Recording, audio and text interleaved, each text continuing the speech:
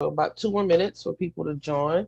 And we have with us Andrew. He's going to be our tech support today, and he's always great. Hi, Echo from Washington State in Bemerton. Hi, Anna from Wichita, Kansas. Thanks for joining. Nice to see you. Well, see your name.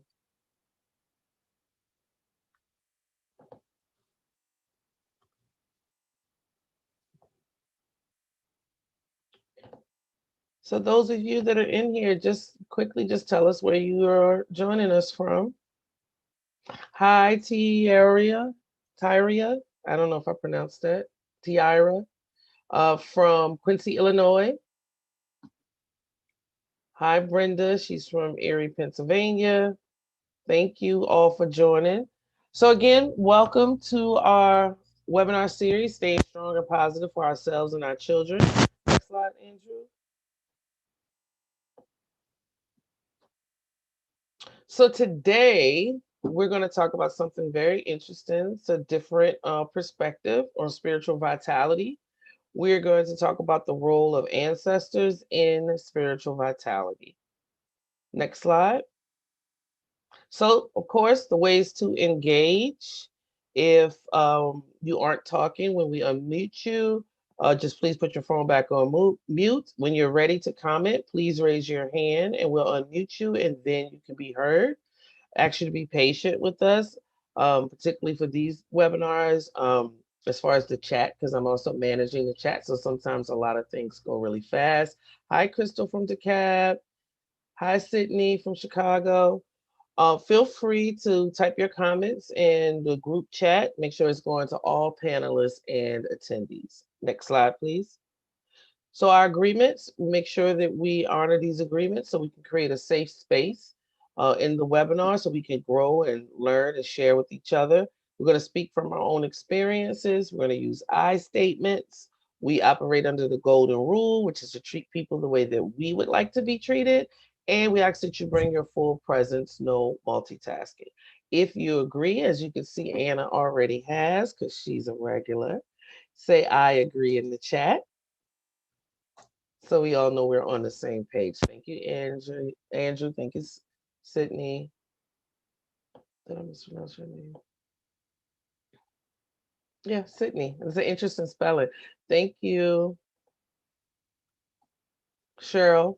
So, of course, this is Spiritual Vitality Week. We've been doing this campaign to extend through May, where each week we're going through one of the vitality domains, which are connected to our Vitality Cafes, which you, if you have it, you get to experience every Friday. We host a cafe. Those are a little bit longer. They go for the full hour. But these, of course, are short 30-minute conversations. So spiritual vitality is feeling completely alive and full of positive energy. It focuses on our faith, love, creativity, humility, and kindness, all those things that are spiritual virtues across religions. And we hope that this information and then the questions will help you tune into what nurtures your spirit, or for today, give you a different idea about some spiritual practices from around the world. Good afternoon. Thank you, Yesenia. So, what is ancestor veneration? So, the first thing that I have to say that it is not ancestor worship. That is something that is a misnomer. That is something that has been viewed or taught from the kind of an old Eurocentric perspective of anthropology and religious studies, etc. But it is really about respecting and honoring your family legacy. It is practiced on every continent in all types of countries. And I have to say that with a caveat because sometimes, especially as I was researching for this webinar, there's this view that it's a quote unquote in the developing world as a practice, as if it's somehow it's not sophisticated or it doesn't have history. That is a myth. It is in all emerging countries, developing countries, and developed countries, from Japan to Indonesia to America, to the African diaspora, and to Europe. And the practice of ancestor veneration, it varies by culture, but there are some common elements. And those are offerings to honor your ancestors. It can be daily, it can be on death dates, birth dates, or seasonal. The veneration of your ancestors is considered as an obligation and a sign of respect for those who came before you. And then many cultures practice ancestor veneration alongside their spiritual or religious practice. So much so in particularly in Africa, the one I'm most familiar with, um, you have a lot of when the missionaries came, you have a lot of countries, a lot of communities that converted to Christianity, but they kept the practice of honoring their ancestors right alongside, so much so that the Catholic Church in 1939 or so viewed ancestor veneration as a civil practice. So that's what you see in that third bullet. And there's been many Christian theologians. There's a few articles you can Google, Christian theologians exploring about how this is, it's making sure that people are making a distinction that are not considered deities. The the best analogy, if you want to compare, which is, so it's not apples to apples, but compare ancestor veneration, you would see it in the saints of Catholicism, which for those who know anything about African diasporic spiritual practices out of Cuba, Puerto Rico, even in America, um, there were a lot of things that were hidden or alongside. They had to use the imagery from Christianity to maintain their culture and spirituality. They did that not just with like the spiritual energies of the saints that align with maybe some of the energies that they viewed in their traditional practices. So it's something that everybody does. You know, TV has made it seem this way, history has made it seem this way. And so I want to just throw something out here. We all, particularly in America, we all practice a form of ancestral veneration, but it's how it's viewed. So let me give you an example. Yes, in the Muertos, right? I saw Anna was talking about it in the Hispanic community, the Day of the Dead, just in that whole culture in general. And then, of course, Anna, you know that there's all these African elements that we retain in particularly Cuban, Puerto Rico, and there's a few other, but I'm most familiar with the Cuban and Puerto Rico systems. But we all do it, right? When you take the flowers to the grave, that is a form of honoring your ancestors. When you have, and this happens in a lot of African American households, the whole wall that's dedicated to your deceased ancestors and the pictures are on the wall in a specific place, that is a form of ancestral veneration. When you do something special, my mother's birthday was yesterday. When the family gets together and honors that person's memory and does something special for that person's birthday, that is a form of ancestral veneration. And so just want to make sure that there's this clear line that ancestral veneration can be aligned with a spiritual or religious tradition, or it can be something that you just practice alongside your tradition. And there's multiple ways to do it. Most commonly in America, we visit grave sites, we have pictures, we do celebrations. Next slide.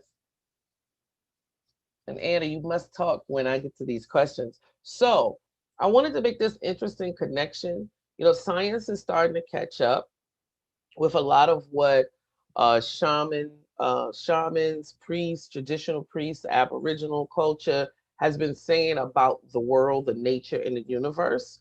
Particularly in the field of quantum physics, they're starting to talk about how the Earth is comprised and our reality, and it aligns with some of these ancient spiritual cosmologies and philosophies. Well, the science of epigenetics, which is the science of the DNA, it's just the study of how behaviors and environment can cause changes that affect the way your genes work.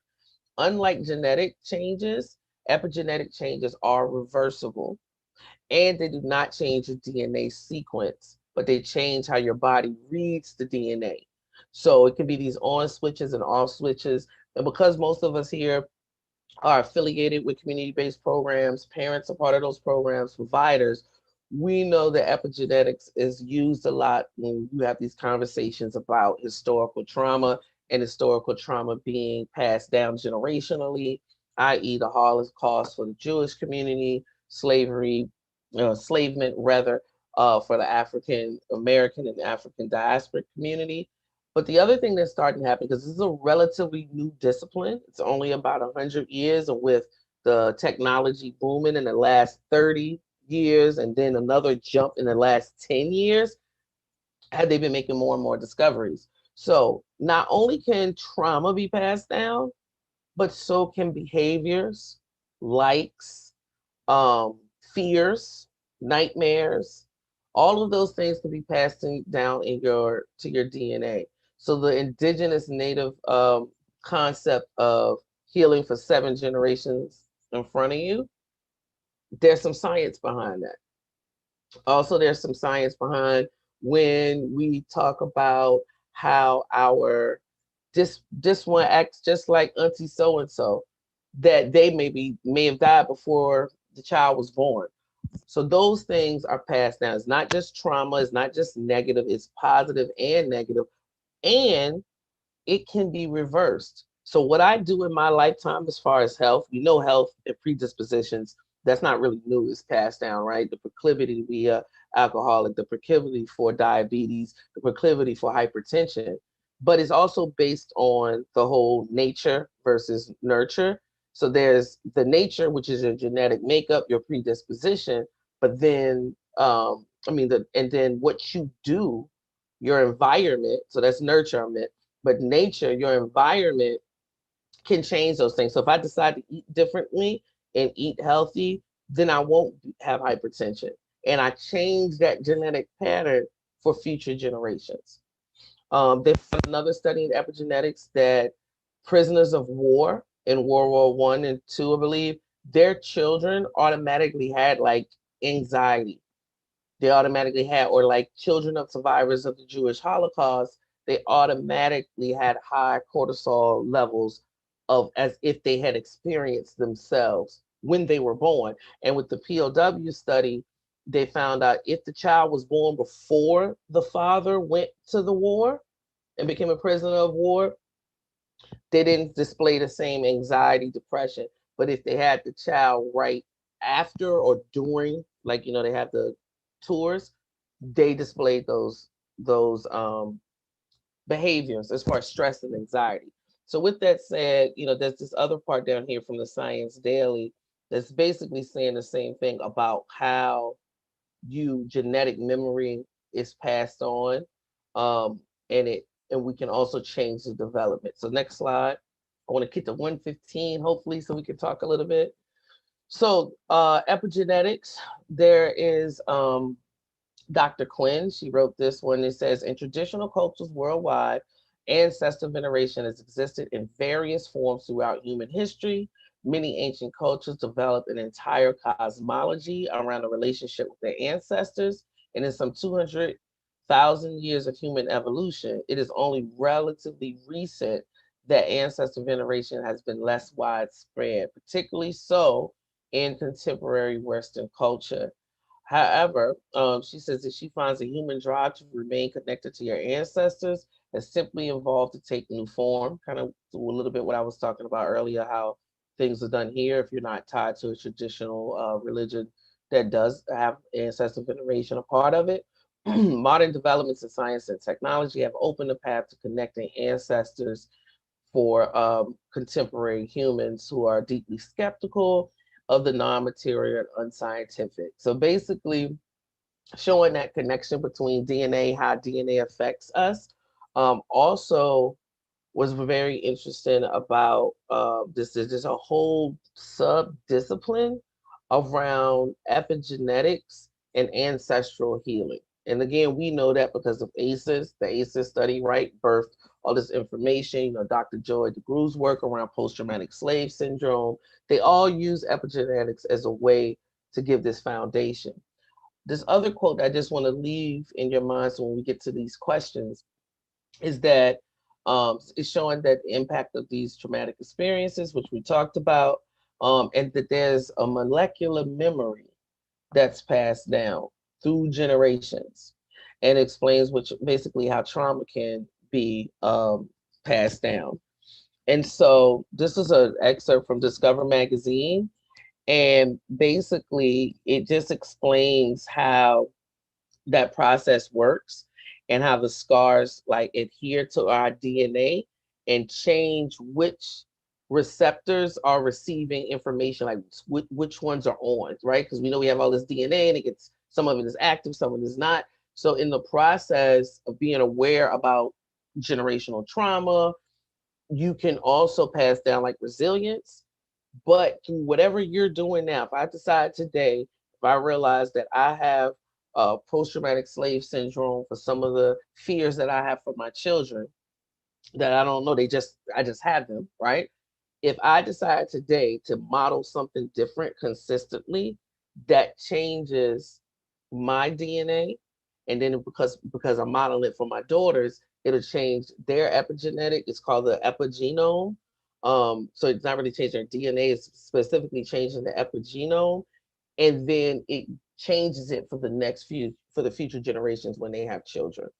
And so that's it's like so interesting. And the thing about it is they're saying, this whole sub field of science with epigenetics is so new that we have only really began to touch the iceberg of how much this actually plays into like how detailed it goes, how deep is the rabbit hole. So next slide, please. So I made it, 115. Okay.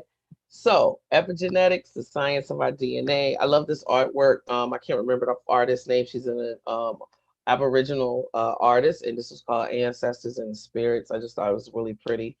So if behaviors, trauma, lifestyle can affect your epigenome, right, which is basically that part of the DNA that can record, because that's another thing the science says. Basically, it's like it's recording everything that's happening in your life and imprinting it as you live, which is why you can reverse the trauma and reverse everything else. How do you see this correlating with ancestor veneration? And thank you, Andrew has put some of the articles that I put in there in the chat. So anybody, you can unmute, you can talk in the chat to answer the question. Like, what do you think is the implications around epigenetics and how it correlates to ancestor veneration? While you're thinking, one of the things that I thought about is strictly around what if I had this information before I was pregnant, right? Because then there's like, what would have I done differently? So Echo said, I think it's often scary, a guilt topic when people first hear it, but there's such hope as well. Yes, and I'm thinking you mean Echo around the whole historical trauma piece and them talking about, because we only hear that over and over again, and we don't hear about how resilience is passed down. So I totally agree with that statement. And Dana, yay, you're gonna join me. Talk to me. I think it's in a very simple form, but if you watch the movie Coco, or if you've seen it, I think it definitely plays into the part that every living being is a part of every other living being that has ever existed. And if you think about that in the basics of the air that you have breathed, your ancestor breathed, and the water that you have drank and the foods that you have eaten have grown out of the ground that your ancestors have put in, gone into the ground, then we're all literally connected in our cells. And it makes complete sense that you would honor and respect your ancestors and try to come to I don't know what exactly I would want to term it, but if you can come to a vibrational energy equation where instead of it is the trauma that keeps going forward and keeps moving, that we're able to heal it together. And I think that there's so many opportunities for that. And I think it's a totally exciting field. But I think even if you look at, like from your grandparents, if you talk about the traits and things that you have your mother's eyes, you have your grandmother's hands, you have your grandfather's sense of being able to build things, whatever it is, we do carry over things from the generations that lived before. And it's the good as well as the bad. And so, can you just imagine how healthy would we be as a globe if we could accept those things and try to work through the trauma that our ancestors had experienced and be able to heal those so that as we're moving forward, we're not continuing to pass them along? And I think that's what's so important about what you guys are doing here is that we have the opportunity within our time on this planet to heal a lot of the damage that has been done, both to the planet and to ourselves. And like you were saying, if you knew before you were pregnant, just how much more awareness you would bring to that. I'm so excited about this topic. I know we could have, when Andrew looked at my slide, he was like, this is a lot of information. I said, I know, and I'm gonna like, how am I gonna do it? Thank you so much for coming on. And who is that pretty little girl in your picture? That is my youngest daughter, Kira. She is beautiful. Thank you. Thank you so much for adding on, Dana. Anna said in the chat that she's from Mexico and her children were born here in the United States. So what I've brought to my children is both the cultures from Mexico and the US. So we celebrate holidays from both cultures, the good things in life. Yeah, right. They get to have lots of holidays. I love Mexican culture and the holidays. Now I think there's someone else. Kimberly has her hand raised. So Kimberly, you want to join us?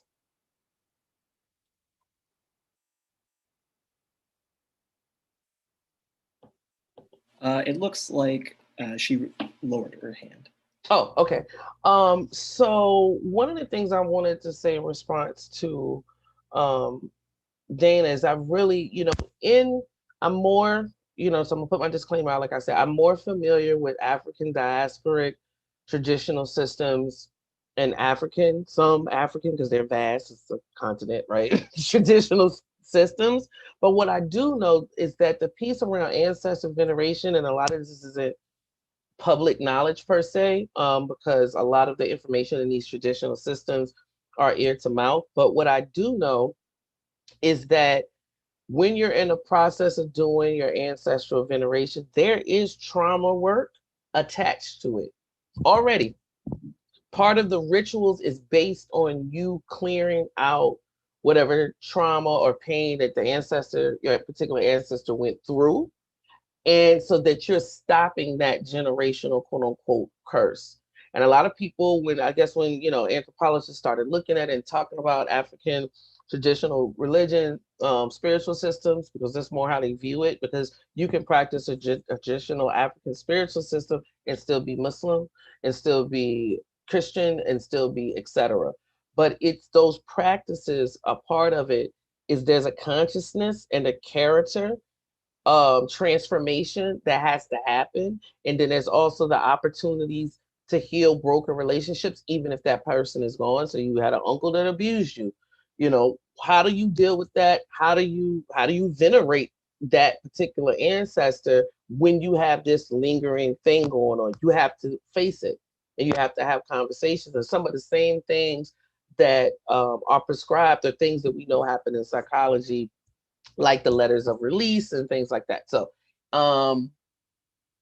Dana said, can you imagine being a vessel that allows the release of that trauma? The freedom you would be bringing into your family would be insane. Listen, I totally agree.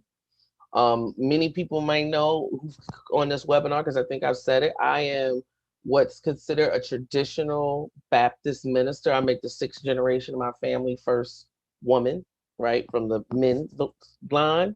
But I'm also initiated in a traditional African spiritual system as a priestess. And I don't see any disconnect, though most people do. But when I was in seminary, that is exactly what I like wrote about, was like about how do these things line up, particularly for African Americans, because a lot of our history and culture was lost. Okay, Tyria, please, I hope I'm pronouncing your name correctly. She says, I'm currently learning about the Orisha and a different healing passed on to my children, but it's so hard to openly give the new information. I need help on how to conversate with my family. Being a vessel is hard work. So if it's about just traditional African systems, I'll tell everybody this. There is it's called Gumroad. There's an app called Gumroad. They really protect it. It's a documentary out of the UK. There's actually a pre and post test where they talk about the myths and the perceptions of traditional African spiritual systems. But you have to get it through Gumroad.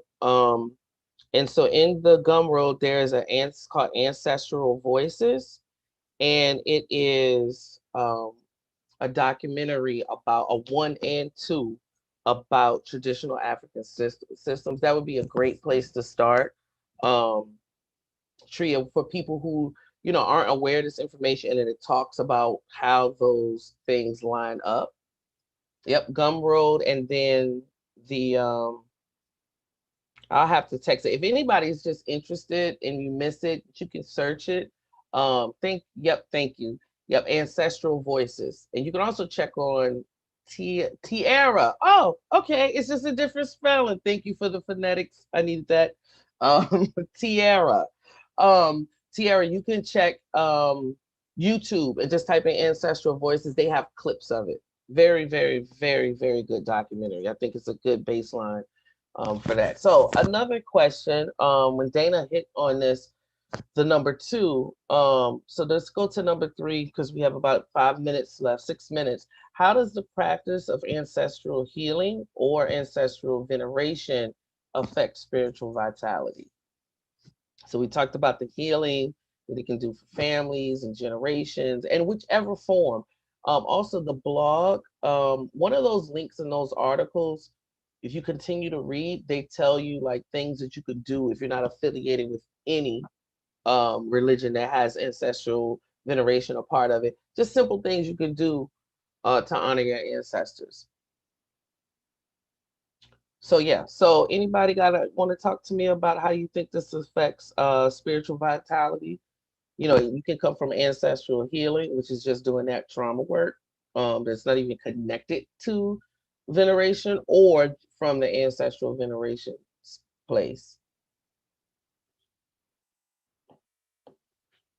So while you all are thinking, and thank you, Tiara, feel free to email me and we can continue the conversation. That's for anyone.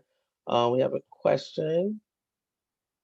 Kimberly says, my family enjoys different cultures. Me and my husband, Brandon, celebrate different cultures. Yeah, I think it's so important, Kim, to expose our children to different cultures and from a lens that we have now, and not from an ethnocentric Western or ethnocentric Christian view, as if those are the only ways of being. But for me, the practice of ancestral healing and ancestral veneration and spiritual vitality goes directly into the work that we do with families and youth, right? And when we talk about the effects of trauma on the brain, we know that art makes the right and left brain communicate because they stop communicating to a certain level at the point in which the trauma happened. We know that alternate body movements help do that as well, right? Mindfulness, all of these other practices that a lot of them are still based on like spiritual traditions. But for me, the practice of ancestral veneration directly affects spiritual vitality, because if I'm making that somehow my daily focus, even if I say my grandmother had impeccable sense of style. She was the one that like brought the family together if there were issues, or she was like the family mediator. Once you start thinking about your ancestors and their characteristics, simple thing for spiritual vitality is how then do you say, I want to bring more of that out of me? Or the negative things, I want to take less out of that. And we know anything that's positive increases our spiritual vitality. Anything that's negative and stress decreases our vitality. Dana said, I think it definitely plays into those family traits. Finding bad partners, not being good with money, yes. Having no boundaries, I see the correlation here often in the idea of the welfare mentality And the reality is this is generational trauma being lived out totally. And what you're saying about the money and relationships, epigenetics, if you dig deep into it, they'll talk about that. Your view of money can be passed down from your great grandparents, and you don't even know why. You don't even know why you feel the way that you feel about money, or why you feel that this particular bad trait is a way for somebody to show you love. Um, but we made it. I wish we had more time. Thank you all for participating. Maybe we can follow up. We want you to join us on our social media Vitality Journey, Facebook, Twitter, Instagram, YouTube. Let us know. Hey, Tamara, I didn't know you were in here. Nice to see your name. This week, tomorrow will be a spiritual vitality cafe. So come check that out. That's for an hour. Next week is financial vitality. So Kathy's gonna start us off setting the tone with what does financial vitality feel like. Small steps to big dreams is with Guy. Myself and Robin, we're going to talk about children and financial literacy, and particularly the green light card, which I love. And then side gigs and living for a hustle is Sarita and in the cafe. And then I'm going to read these last. Tierra said, thank you so much. Thank you. Dana, I wonder, is the fact that you're dealing with a particular family issue, is it that you are in fact the one meant to heal it? Dana, I just really loving everything you're saying. Sydney has said thank you. And then Andrew put in the chat the ability to sign up for more webinars. And in this last minute, Dana, I really think, that is something to be said. And I think teaching our children, because no one is perfect, right? Parenting is part natural, part learned. I want to know how I did with my 14-year-old twins all the way until they become 25. But if I had this mentality where we're going through our immediate ancestors that we know and we're talking about things and figuring out a pathway to heal, to your point, Dana, the whole trajectory of how we operate on this planet would be different. And that is time. Thank you so much. Thank you for participating. I was nervous. It was gonna be like dead silence, and I was gonna have to like rope Andrew into like talking to me and fill in. But you all are so great. You always have such great comments and ideas. And so thank you so much for coming. And I will see you next time. You have a beautiful and productive day. And hope you'll join us tomorrow. Hi, Tracy. I didn't know you were in here too. Hi. Bye, everyone.